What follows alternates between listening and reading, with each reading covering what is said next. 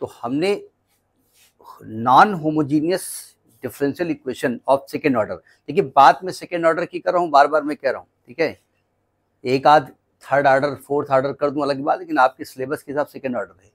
अब उसमें particular integral निकालने का एक टाइप बताया गया था। हमने कहा था कि मान लीजिए डिफरेंशियल इक्वेशन में जो आपका डिफरेंशियल इक्वेशन मान लीजिए ऐसा है, d2y/dx² a0 plus a1 dy/dx plus a2 y is equal to qx। तो हमने कहा था कि अगर qx की वैल्यू e⁴ax हो, मैं पर्टिकुलर इंटीग्रल की बात कर रहा हूं, तो हमने कहा भाई पर्टिकुलर इंटीग्रल निकालने का तरीका क्या था कि 1/fd ऑफ e⁴ax, और हमने कहा तो ऐसा करिए कि d की जगह आप a रख दीजिएगा, जो भी e की पावर में a हो, और ये e⁴ax लिखा रहने दीजिए, ये आपका पर्टिकुलर इंटीग्रल हो जाएगा। बाद में आपका जो जनरल सोल्यूशन था वो complementary function plus particular integral कर दीजिएगा, आपका आंसर आ जाएगा। लेकिन उसके साथ एक शर्त थी कि fa should not equal to 0, ठीक है, fa 0 नहीं होना चाहिए, पहली ये कंडीशन आपकी थी। अब अगर fa 0 हो जाए तब क्या करेंगे, जरा समझने की कोशिश करिए। अगर fa 0 हो जाए क्या होगा। अब मैं पर्टिकुलर इंटीग्रल निकालने जा रहा हूं कि मान लीजिए आपका जो डिफरेंशियल इक्वेशन है d2y/dx² a0 ना लिखो इसमें, मैं इसके साथ कोई कांस्टेंट नहीं लगा रहा हूं, लग सकता है ऐसा नहीं है, plus a1 dy/dx plus a2y is equal to qx,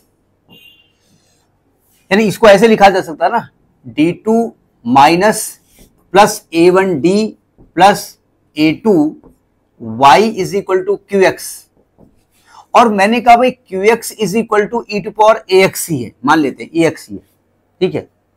लेकिन जो पर्टिकुलर इंटीग्रल निकालने का तरीका है 1/fd ऑफ e⁴ax, उसमें मैंने जब d की जगह a रखा fa, तो fa की वैल्यू 0 आ गई, तब क्या करेंगे। तो तब उसको बताने के 3 तरीके हैं। एक सबसे टफ तरीका कुछ बुक्स में लिखा होता जो हम नहीं बताएंगे, ठीक है। एक उससे कम टफ तरीका, लेंदी तरीका थोड़ा सा, उसको हम आगे एक मेथड जब बता देंगे तो वहां बताएंगे, ठीक है। और एक इजी तरीका वो हम यहां बताएंगे, ठीक है। मतलब सबसे टफ तरीका कुछ बुक्स में होता है वो हम नहीं बताएंगे, एक सबसे इजी तरीका वो यहां बताने जा रहे हैं। एक और तरीका बीच वाला है जो एक दूसरे तरीके के साथ जुड़ा हुआ है, मतलब वो अगर आ गया तो ये आ गया, तो जब वहां वो चीज बताएंगे तब इसको हम बताएंगे, ठीक है। तो अब इसमें हम करते क्या है जरा समझिएगा। हमने कहा भाई पर्टिकुलर इंटीग्रल निकालना चाहते हैं हम, तो आपने कहा भाई फार्मूला तो 1/fd ऑफ e⁴ax होता है, और रूल ये है कि d की जगह a रख देते हैं, लेकिन यहां पर क्या हो रहा है कि fa की वैल्यू 0 आ रही है। तो अगर मैं fa को 0 कर देता हूं तो सिंपल सी बात है कि गड़बड़ हो जाएगा यहां पर। तो हम करेंगे क्या, यहां पर ऊपर x लिख देंगे और नीचे इसको d के रेस्पेक्ट में डिफरेंशिएट कर देंगे, ठीक है। ऊपर एक x लिखेंगे और इसको d के रेस्पेक्ट में एक बार डिफरेंशिएट करेंगे। अभी तो नीचे कुछ d के टर्म में एक वैल्यू आएगी, नहीं आएगी। तो अब हम यहां पर रखेंगे वैल्यू x, और यहां पर f डैश जो d है ना, d की जगह a रख देंगे, e⁴ax लिख देंगे। समझ में आई बात, नहीं आई। लेकिन मान लेते हैं यहां पर भी रखने के बाद 0 आ जाए तब क्या करेंगे भाई, शर्त यही 0 नहीं आना चाहिए। लेकिन मान लीजिए यहां पर भी 0 आ जाए तब क्या करेंगे, आपने a रखा तब भी 0 आ गया, तो हम क्या करेंगे, एक और x से मल्टीप्लाई करेंगे, इसको एक बार और डिफरेंशिएट करेंगे, फिर d की जगह रख देंगे f double dash a into e⁴ax। समझ में आई बात, नहीं है।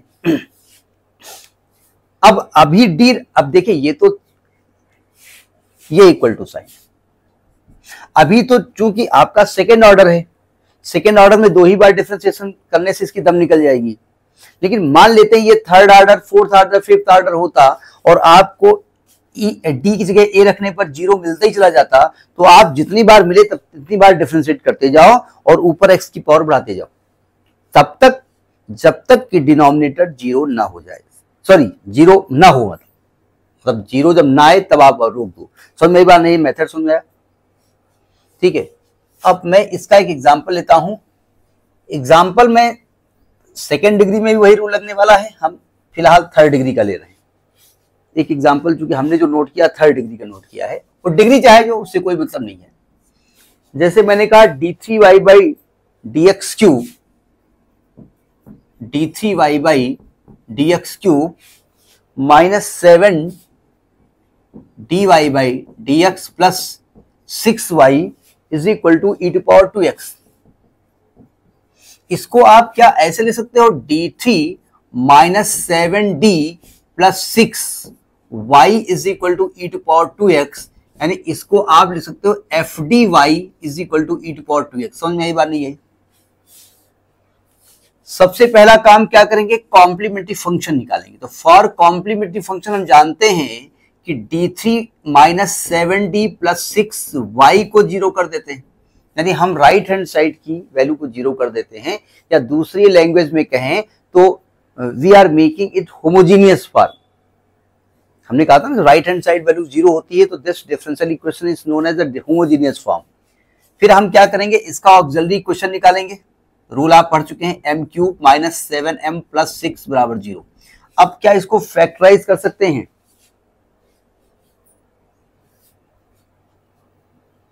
अब ये ना कहना स्प्लिटिंग द मिडिल टर्म होगा, हाँ, इसको फैक्टर करने का तरीका आपका रिमाइंडर थ्योरम।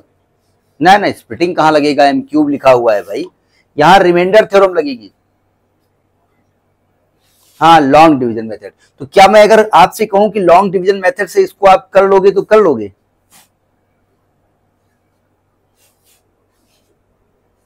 मैं बता देता हूं, देखो इसमें क्या करते हैं, मैं एक बताऊंगा, अगर आगे कोई क्वेश्चन आएगा तो आप करोगे।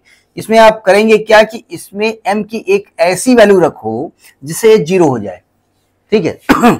ऐसा हमको बताया जाता है। तो हमने कहा ठीक है, m की वैल्यू 2000 रख दें। कहां से m की वैल्यू लेके हम आएंगे? देखो ये जो 6 दिख रहा है आपको, 6 के फैक्टर क्या होंगे, 1 होंगे, 2 होंगे, 3 होंगे, और खुद 6 होगा, यही होंगे ना। तो आप m को 1 रखो या -1 रखो, 2 - 2, 3 - 3, 6 - 6, इन्हीं वैल्यू में से m रखना है, अलग से कहीं और नहीं आएगा, ठीक है? तो मैंने क्या किया, m को 1 रख दिया। पहले रख करके देख लीजिएगा कि किसके रखने से जीरो आ रही वैल्यू। तो अगर 1 रखेंगे तो क्या ये 0 बराबर 0 आ जाएगा? भाई 1 - 7 प्लस 6 बराबर 0। आपने m इज इक्वल टू 1 रखा है ना, सो m - 1 is one of the factor, इसलिए m - 1 इसका एक फैक्टर हो जाएगा। एक मिल गया फैक्टर, ठीक है? अब दूसरा फैक्टर निकालने के लिए दो तरीके हैं, या तो इसको आप मल्टीप्लिकेशन रूल लगाइए या लॉन्ग डिवीजन मेथड लगाइए। कौन सा मेथड आपने पढ़ा है? फॉर अदर फैक्टर्स, देखिए मैं डिवाइड नहीं करने जा रहा हूं, ठीक है? मैं क्लास 10th लेवल डिवाइड नहीं करूंगा। अदर फैक्टर्स के लिए काम मैं करता हूं, देखो ध्यान से, उससे जगह कम लगेगी। हम ये m - 1 जो फैक्टर है ना, ये 2-3 जगह लिख देते हैं, कोई दिक्कत? अब हम इसमें ऐसे नंबर से मल्टीप्लाई करेंगे कि हमको दोबारा ये इक्वेशन आ जाए। ये ध्यान रखिएगा, आपको ऐसा मल्टीप्लाई यहां करना है कि दोबारा ये इक्वेशन आ जाए। समझ में आ रही बात हम क्या कह रहे हैं? अब देखो आपको m क्यूब चाहिए, तो आप क्या यहां m स्क्वायर से मल्टीप्लाई करोगे तो m क्यूब आ जाएगा ना। अब यहां ब्रैकेट खोलते भी रहिए, क्या आ रहा है, जब ब्रैकेट खोलेंगे यहां m क्यूब आएगा माइनस m स्क्वायर आएगा, लेकिन माइनस m स्क्वायर यहां तो है नहीं, हमको तो ये चीज चाहिए। तो मुझे क्या करना पड़ेगा, यहां पर प्लस m स्क्वायर करना पड़ेगा ना। तो प्लस m स्क्वायर से मैं प्लस m से मल्टीप्लाई कर दूंगा तो प्लस का m स्क्वायर आ जाएगा। तो यहां पर प्लस का m स्क्वायर भी आएगा तो माइनस का m भी तो आएगा, और हमको चाहिए माइनस का 7m, तो माइनस का 6m करना पड़ेगा। तो माइनस का 6m करने के लिए क्या करना पड़ेगा, -6 से मल्टीप्लाई करेंगे तो माइनस का 6m आएगा और प्लस का 6 आएगा। अब बताओ यही चीज आ गई नहीं आ गई? सेम चीज लिखी है ना, अगर इसको ओपन कर दें ब्रैकेट को तो सेम थिंग इज गिवन और नॉट। अब यहां से कॉमन क्या दिख रहा है, m - 1 इज कॉमन, तो यहां आएगा m square plus m minus 6 is equal to 0। अब ये स्प्लिटिंग द मिडिल टर्म का रूल बना, ठीक है। तो ये आ जाएगा m माइनस 1, यहां क्या करेंगे 3 2 जा 6, 3 माइनस 2 1, तो it will come m square plus 3m minus 2m minus 6 is equal to 0।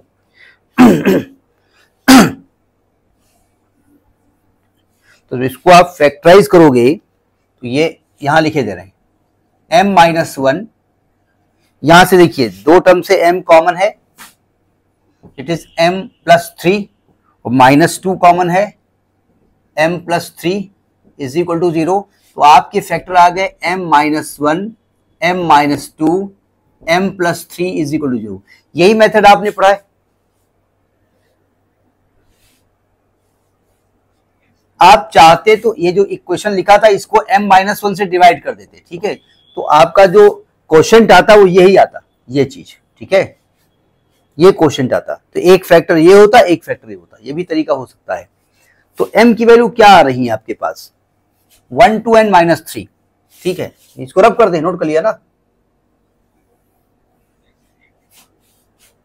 तो जो m की वैल्यू यहां पर आई है ये 1 आई है, 2 आई है और माइनस 3 आई है। क्या m की वैल्यू रियल एंड डिस्टिंक्ट नहीं है? Value of m are real and distinct. तो आपका CF क्या आने वाला है? CF आने वाला है, कुछ लोग CF को y1 मान लेते हैं, कुछ लोग CF को क्या मान लेते हैं, वो कहते हैं ये y1 लिखा हुआ है, तो वो कोई दिक्कत नहीं, आप कुछ भी मान सकते हैं, ठीक है। तो क्या आएगा C1 e to power x plus C2 e to power 2x plus C3 e to power minus 3x।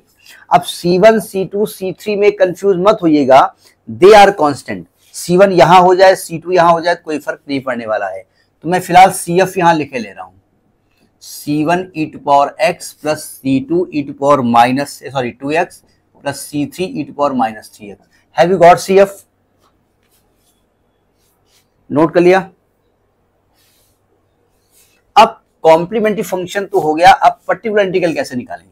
हम पर्टिकुलर इंटीग्रल की वजह से हम थोड़ा सा 3 डिग्री का बता दिया है, 3 ऑर्डर का, सेकेंड ऑर्डर, ऐसा सेकेंड ऑर्डर हो जाएगा।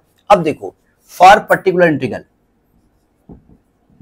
क्या होगा, 1 upon F D of Q होता है ना, QX, और QX यहां पर क्या है, ये जो आपका e टू पावर 2x है तो QX है, तो यानी कि 1 अपान D cube minus 7d plus 6 into E to power 2x।